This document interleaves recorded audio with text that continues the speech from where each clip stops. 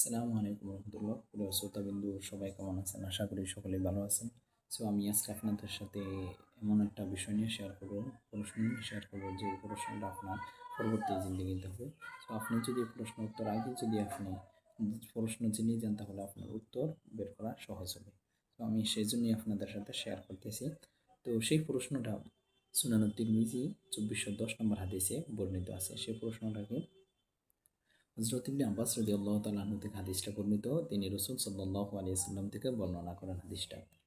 রাসূল সাল্লাল্লাহু আলাইহি ওয়াসাল্লাম বলেন, লা তাযালু কদমু ইবনি আদমা ইয়াওমাল কিয়ামাতি হাত্তা ইউসআলা আন খুমসিন। কিয়ামতের দিন বনি আদম তার পা ফেলতে পারবেন, অর্থাৎ আপনি পা ফেলতে পারবেন না 5টা প্রশ্নের উত্তর দেওয়া পর্যন্ত। যতক্ষণ পর্যন্ত আপনি 5টা প্রশ্নের উত্তর না দেন ততক্ষণ আপনি পা ফেলতে পারবেন না। তো 1 নম্বর প্রশ্ন কি? 1 নম্বর প্রশ্ন হলো আন আমরিহি ফিমা আফনাহু। আপনার জীবন সম্পর্কে প্রশ্ন করা হবে যে আপনি তা কোন কাজে খরচ করেছেন। তারপরে 2 নম্বর হলো আন শাবাবিহি ফিমা আবলাহু। আপনার যৌবন সম্পর্কে জিজ্ঞাসা করা হবে যে আপনি যৌবনকালটা কোন কাজে ব্যয় করেছেন, কোন কাজে নষ্ট করেছেন। তারপর 3 নম্বর ওয়ান মালিহি মিন আইনা ইকতাসাবাহু ওয়া ফিমা আনফাকু। এই জায়গায় 2টা চ্যাপ্টার। 1 নম্বর হলো আপনার মাল সম্পর্কে জিজ্ঞাসা করবে। তো মাল সম্পর্কে জিজ্ঞাসা করার ক্ষেত্রে 2টা প্রশ্ন হবে। 1 নম্বর হলো এটা কোথা থেকে অর্জন করেছেন।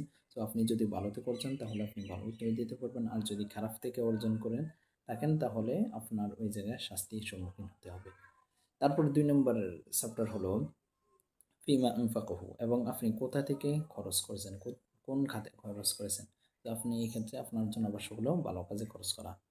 তারপর 5 নম্বর যে প্রশ্নটা সেটা হলো ওমাদা আমিরা ফিমা আলিমা।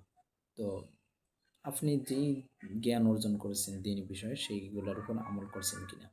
যদি আমল করে থাকেন তাহলে তো আপনি নাজাত, আর যদি আমল না করে থাকেন তাহলে আপনি নাজাতের আশা করা যায় না।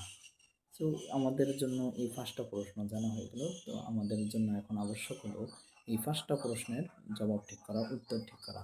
সহিভাবে এটার উত্তর ঠিক করে পরবর্তী জীবনে ধাবিত হওয়া।